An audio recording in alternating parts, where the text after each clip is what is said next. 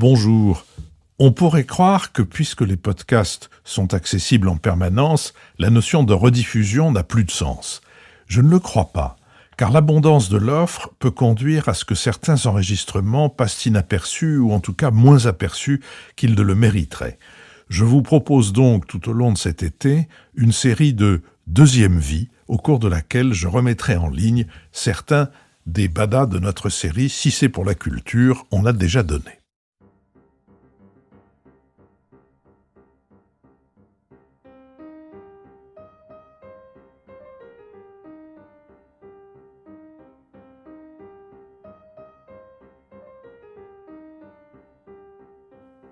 Le nouvel esprit public, Philippe Meyer, bonjour.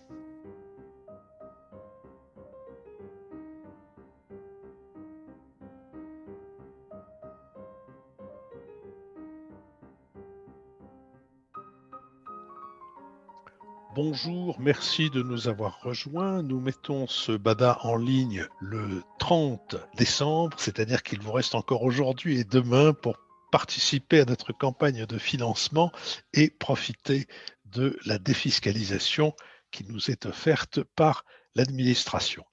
Nous allons nous retrouver maintenant autour de Jeanne Herry, puisque vous nous rejoignez dans cette série de Bada qui a pour but de mettre des visages sur les acteurs et les artisans du monde de la culture. Vous nous rejoignez pour la seconde partie de cette conversation avec la réalisatrice de Pupille.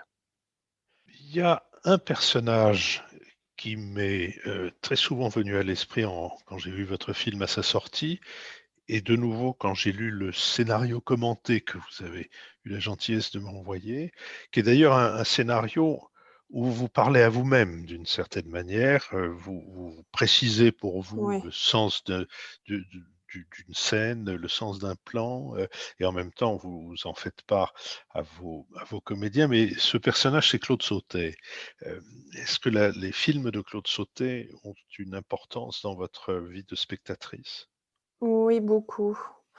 Oui, beaucoup. Je me suis souvent dit qu'il y avait des endroits où de sensibilité commune, il y a quelque chose dans, non pas de comparable, mais quelque chose, à atteindre en tant que moi-même scénariste et réalisatrice dans la qualité de la direction d'acteurs, dans la qualité des dialogues, dans, l'originalité la qualité des liens qui sont montrés, qui sont jamais, convenus. Il y a toujours beaucoup d'originalité, beaucoup de profondeur. Oui, c'est quelqu'un que j'admire énormément, dont j'aime beaucoup, beaucoup les films. Je prends énormément de plaisir à voir les films de Claude Sautet toujours, même ceux que j'aime un peu moins.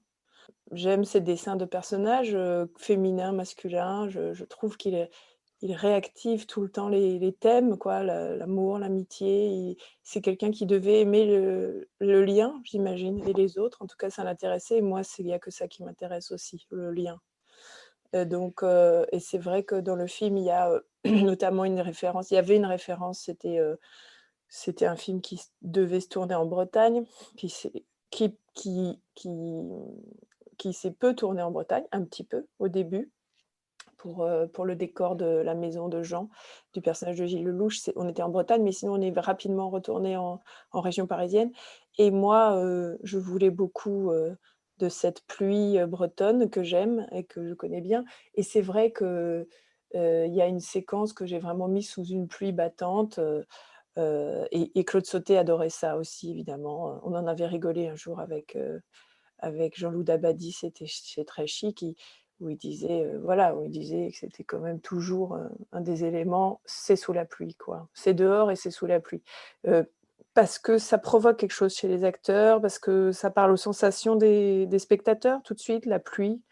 On y est, il y a quelque chose qui nous parle, qui parle à notre peau quelque part et ça presse les acteurs dans le jeu. Ils sont obligés de faire avec, de composer avec cette pluie et du coup, même quand ce qu'ils jouent est très important, il y a toujours, l'élément pluie qui vient les contraindre un peu, qui vient les et la contrainte, c'est très, très bon, hein, pour la créativité. Donc il y avait une séquence où j'avais vraiment mis de la pluie battante et puis aussi parce que j'avais beaucoup de séquences qui pouvaient ne se passer et il y en a beaucoup que dans des bureaux, un peu dégueulasse, avec des mobiliers horribles, et donc moi ça me dérange pas parce que j'y vois quand même beaucoup de romanesque, mais c'est vrai que dès que je pouvais les sortir de là et les faire marcher, engager le corps un petit peu, c'était intéressant et c'était important pour moi, pour pas qu'on soit complètement asphyxié dans les bureaux là. Donc voilà le passage de la pluie, mais alors on a un truc, lui il adore, la pluie et moi j'aime beaucoup aussi.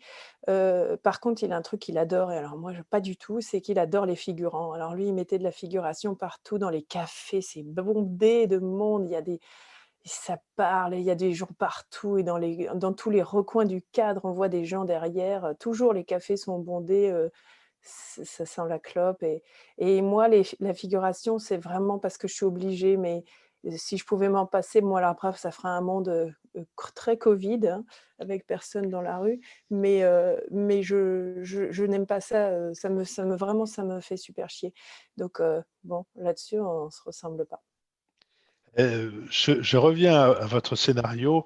À un moment donné, vous utilisez l'expression, enfin à plusieurs moments donnés, mais vous dites c'est un personnage point de vue ou ça n'est pas un personnage point de vue. Est-ce que vous pouvez développer cette notion-là? Oui, pour moi, c'est très important, parce que je sais qu'après la mise en scène, ça sera important. Il y a des gens par lesquels on regarde l'action, on est dans leur point de vue, voilà. C'est par eux qu'on rentre dans les scènes où, leur regard est important. C'est le regard qu'ils portent sur les autres qui est important. Parfois, c'est le film qui est point de vue, qui regarde ses personnages et puis parfois, c'est un des personnages qui est point de vue. Hem il y a dans tous les films, je pense que c'est comme ça, par exemple, dans Un prophète de Jacques Audiard, c'est ça me vient là. On voit très bien que le personnage point de vue, c'est le personnage principal. Le film regarde le personnage principal, mais le personnage principal regarde les autres et regarde les autres et on ne voit pratiquement que ce qu'il en voit lui. On ne voit jamais Nils Arestrup pratiquement, sauf à deux trois exceptions près, autrement que dans son regard et moi là, oui, j'avais mon personnage point de vue principal, c'était celui de Sandrine Kiberlin, aussi parce qu'il est désirant. Il désire beaucoup le personnage de Gilles et du coup, on passe beaucoup par ses regards silencieux à elle et quelque part, le personnage aussi, de Stéphie Selma qui est une des sages-femmes qui accouche, la maman qui vient remettre le bébé. Pour moi aussi, était un personnage point de vue, mais en fait, il y en a pas tant que ça. Sinon évidemment, c'est le film qui regarde ses héroïnes et ses personnages et c'est mais je sais pas, pour moi, c'est très précis quand j'écris. Alors je sais pas si c'est précis après, quand on regarde, mais Dans un film, il y a des acteurs, on en a parlé beaucoup, et on voit à quel point ils comptent pour vous, à quel point leur choix accompagne l'écriture d'un scénario, mais il y a pas que les acteurs. Il y a, par exemple, le directeur de la photo ou le chef opérateur. Enfin, il peut y avoir des divergences de vues entre la réalisatrice et et l'ingénieur du son et le directeur de la photo et le monteur ou la monteuse plus tard. Comment ça s'est passé pour vous, cette collaboration avec ces autres corps de métier qui sont si essentiels à la fabrication d'un film? oui, c'est ça, c'est-à-dire que c'est une grande armée quand même qui se met en marche une fois qu'on sort de la solitude de l'écriture. On va embrasser comme ça un gros collectif. Ce gros collectif est compartimenté, il est pyramidal, il y a des chefs de poste, donc voilà, le chef déco, le chef opérateur, le 1er assistant, chef monteur et en dessous de eux, il y a leurs collaborateurs à eux, leur leur assistant, leur machin, tout ça et donc c'est vrai que la collaboration avec les chefs de poste est très importante. Le fait que la chef costumière aussi et cetera, ils doivent comprendre parfaitement le sens de ce qu'on écrit et aller, là où on veut aller, vous nous aider à nous y rendre, on va dire. Le chef opérateur, c'est évidemment, un collaborateur, très, très important, qui est là en partie en prépa et puis pendant le tournage, puis plus et c'est vrai que pendant le tournage, pendant le braquage de la banque, c'est très important parce qu'il est là on est ensemble tout le temps et qu'on doit, c'est le moment où on doit composer avec, toutes les contraintes de temps notamment et de décor et de lumière et cetera. Moi, il se trouve qu'il y a des endroits de la création, de l'endroit de que je maîtrise plus ou moins quoi. Voilà, il se trouve que la lumière, le chef opérateur, il va être là pour faire la lumière et aussi le cadre. Donc, le découpage technique des scènes en axes, en plan séquence ou non, en valeur de cadre. Toute cette technique-là, moi, m'intéresse beaucoup et j'ai un gros point de vue. En revanche, en ce qui concerne la lumière, comment éclairer les scènes, je suis complètement nulle. Donc, je suis incapable, moi, d'éclairer quelqu'un. Je ne saurais pas où mettre, quoi mettre, je suis complètement nulle. Donc je suis totalement à la merci, de mon chef opérateur à qui je donne des désirs de volonté de «j'aimerais qu'on ressente ça, j'aimerais qu'il y ait ça comme type de rendu», mais je suis totalement à sa merci pour comment s'y rendre, comment l'avoir ce rendu. Je suis obligée de me laisser faire totalement. Et après je dis: «Ah bah non, c'est pas ça que je voulais, ça me paraît un peu comme ci, un peu trop comme ça» et cetera. Donc il y a ces 2 endroits et il faut savoir que le chef opérateur est lui-même au sous ses ordres, il y a 2 chefs de poste. Il y a le chef machinot et le chef électro. Le chef électro va être celui qui va placer ses lumières justement avec son équipe d'électro, de toute la mise en place technique, de la lumière, et le chef machinot a en dessous son équipe à lui qui va être justement tout ce qui est de l'ordre du découpage technique. Est-ce qu'on met un travelling? Qu'est-ce qu'on utilise aujourd'hui? Et pour ce plan, un steadicam ou une dolly ou et cetera? Est-ce qu'il y a des rails? Est-ce qu'il y a bon bref. Donc il est très, très important et il a beaucoup de pouvoir.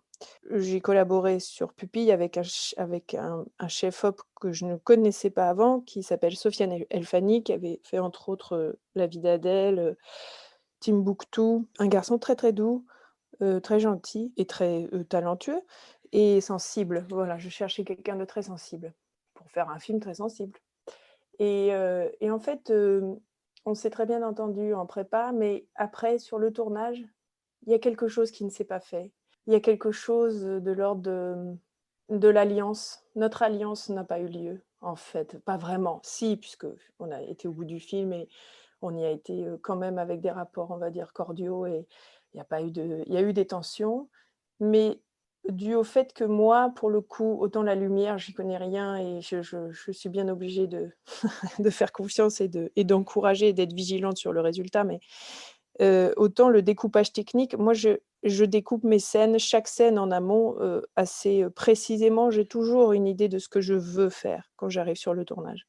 Je sais que je veux qu'on mette la caméra là, et que les acteurs soient placés comme ci, puis comme ça et que j'ai un plan B, voilà, j'ai un plan A, je veux dire, tout le temps et puis après, moi mon truc, c'est de dire: «On le fait, on essaye de faire ce à quoi j'ai pensé et puis si ça marche pas ou si c'est moi pas terrible et ben, on améliore ensemble et là tu viens et tu m'aides et on améliore et on trouve des solutions ensemble. Ça, cette méthode-là que j'ai moi, ne lui convenait pas, je pense et du coup, je me suis retrouvée avec quelque chose qui est très, très, très, très éprouvant, avec certains techniciens. C'est que comme ils ont plus de technique, tout d'un coup, ils se mettent à faire de l'obstruction. C'est-à-dire qu'au lieu de dire, «Ouais, ouais, bah, on va le faire, super, essayons», même s'ils sont pas convaincus, ils vont dire: «Oh non, oh ça va pas être très joli ça».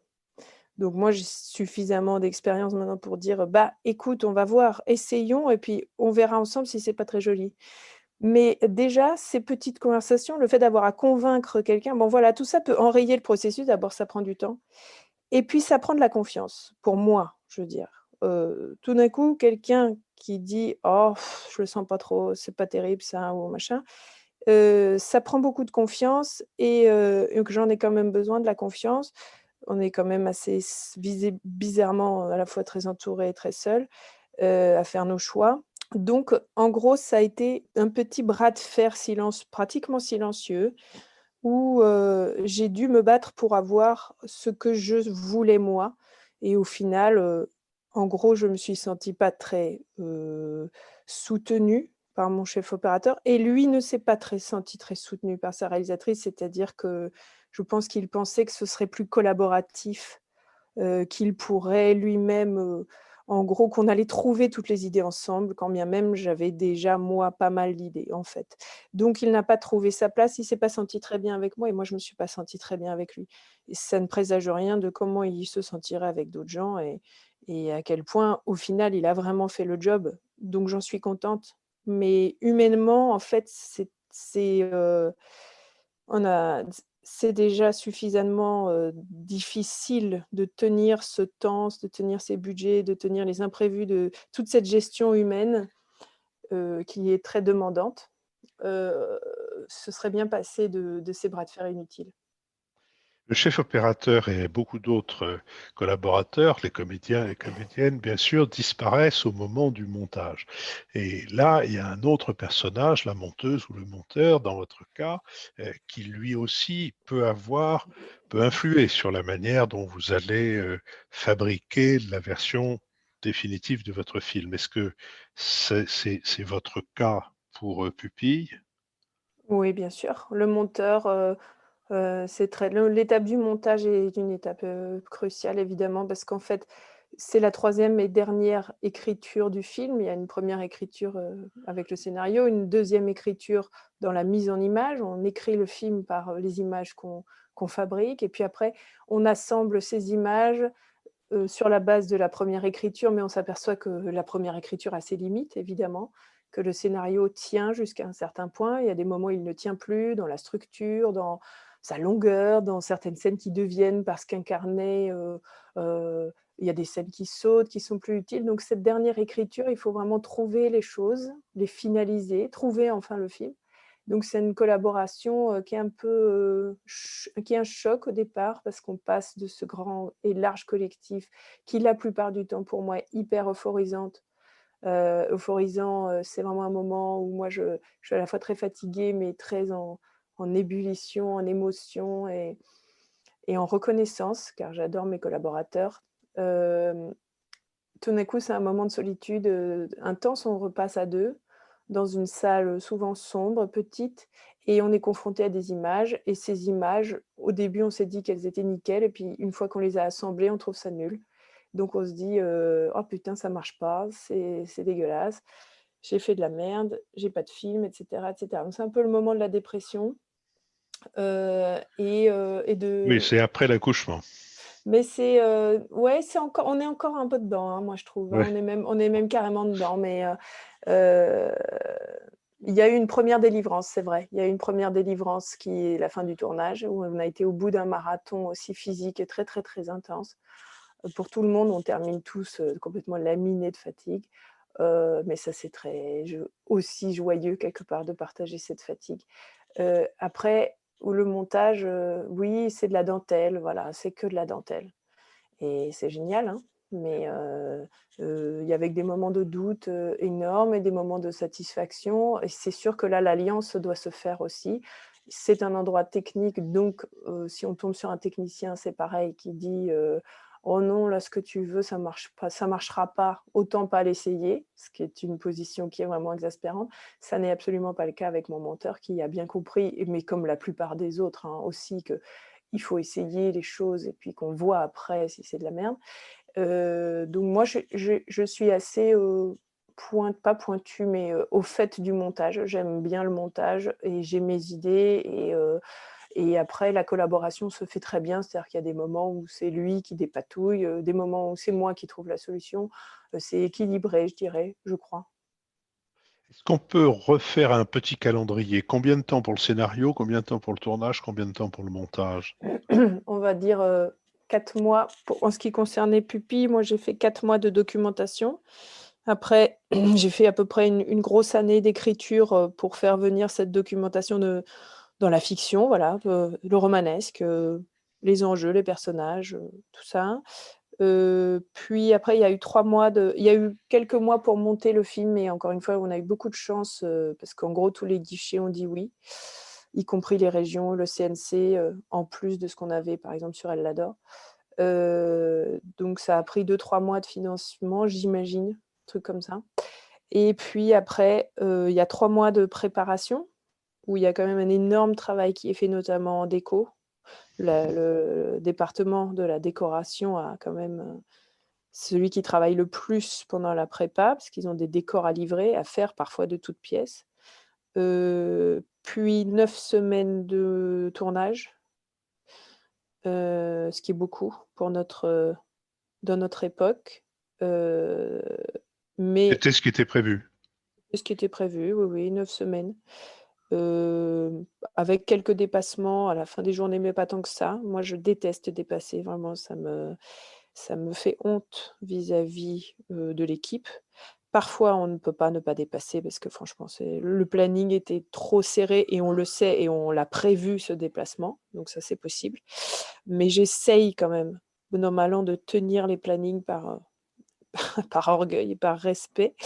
Heu, et après, on va dire, 6 bons mois de post-production entre les différents montages. Montage image qui est le plus long, bien sûr. Après, il y a du montage son, il y a le travail de la musique, sur la musique en parallèle, le mixage, l'étalonnage. Tout ça, ça te prend quand même, pas mal de temps et après, bah, voilà, on sort, hein. Alors, vous venez de parler de la musique, c'était la question que je voulais vous poser. Vous avez confié la musique à la même personne, à Pascal Sangla, pour votre premier et pour votre deuxième film. C'est un compositeur, mais c'est aussi un acteur, c'est aussi un chanteur. Qu'est-ce que vous lui demandez? Alors c'est aussi un ami, très, très grand ami. En fait, Pascal et moi, c'est mon plus vieux «collaborateur» entre guillemets parce que j'ai fait tous mes projets avec lui, à part 10 où il n'a pas fait la musique. Sinon, il a fait la musique de tous les projets que j'ai faits depuis que je suis rentrée au conservatoire, et où j'ai fait mes premières mises en scène, où il était acteur d'ailleurs dans ce que je mettais en scène. On était, ensemble au conservatoire de musique de théâtre. Il avait aussi fait le conservatoire de musique puisqu'il n'est pas qu'un tout petit peu doué. Donc on a énormément travaillé ensemble, Pascal et moi, depuis très longtemps, donc on se connaît quand même vraiment bien et là, j'avais un thème de lui que je connaissais, avant Pupille, et je lui ai dit, «Je pars de là, voilà, je pars de ce thème. Je pense qu'il faut que tu en écrives un autre, mais je pars de ce thème-là. C'est une couleur du film». Donc il a commencé à tourner autour de ce thème, à se comme quelque part il a fait germer ce terme pour l'emmener, ailleurs et après ça, c'est ce que j'avais moi avant le tournage. Donc pendant le tournage, ça m'arrivait de l'entendre, de l'écouter et je savais, il y avait au moins une séquence où je savais quelle serait. J'en avais pas beaucoup d'idées de musique avant, mais cette séquence qui est celle, après la rencontre entre le bébé et Élodie Bouchez, ils se rencontrent. C'était pour moi un moment qui devait être un moment climax du film et après elle part en voiture avec le personnage de Sandrine Kiberlin qui l'amène au domicile de Gilles Lelouch pour retrouver le bébé. Ce trajet en voiture était le seul moment musical, dans ma tête dès l'écriture. Voilà. Après je savais qu'il y aurait des moments musicaux, mais je savais pas où et je savais pas trop comment.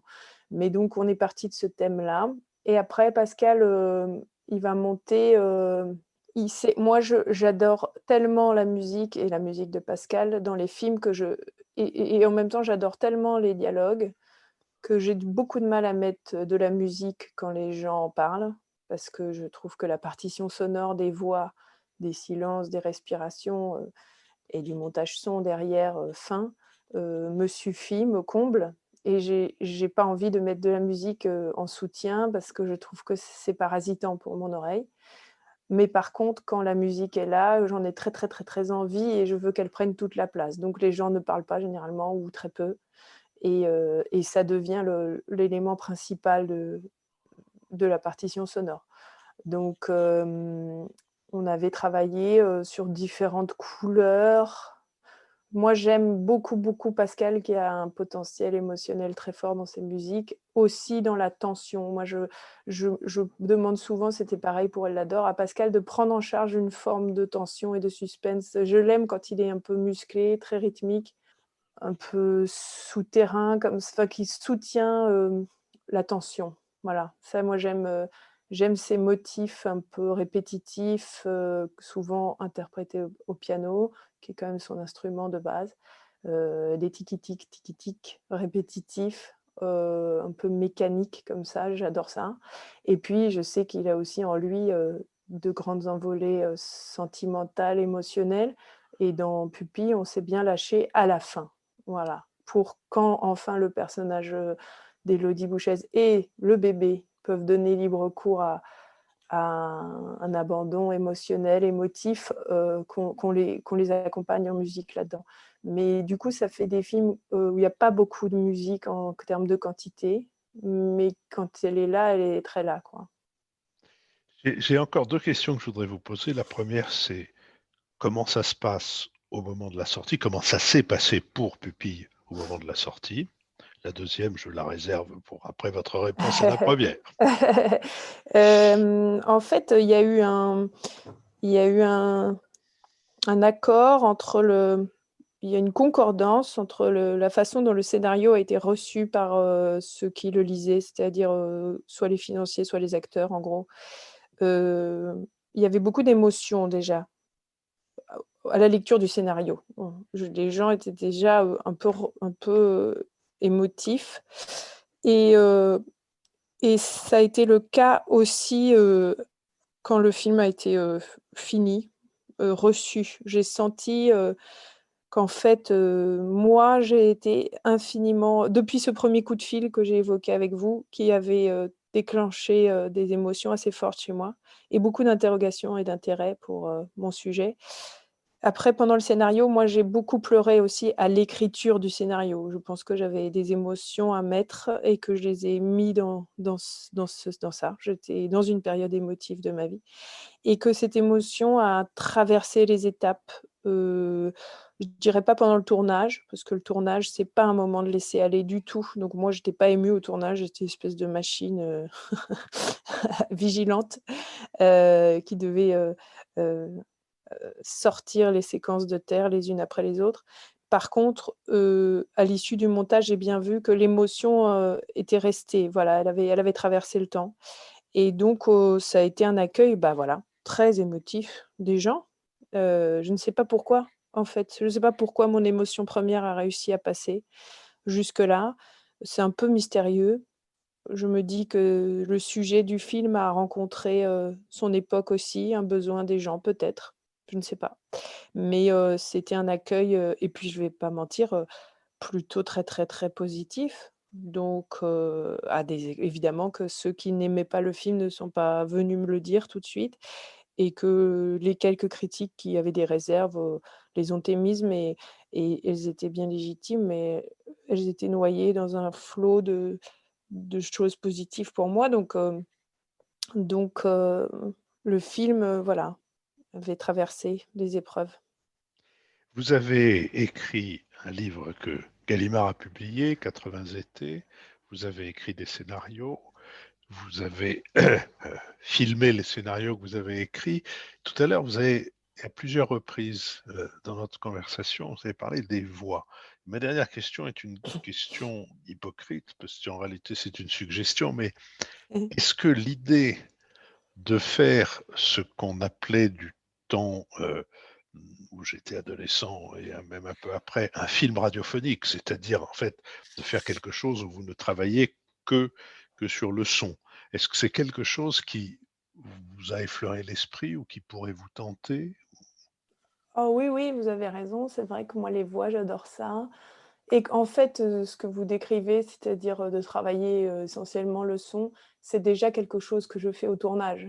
En fait, évidemment que je travaille toutes les images, mais la justesse d'une image, pour moi, vient de la justesse du son. Donc si la partition sonne, l'image sonne.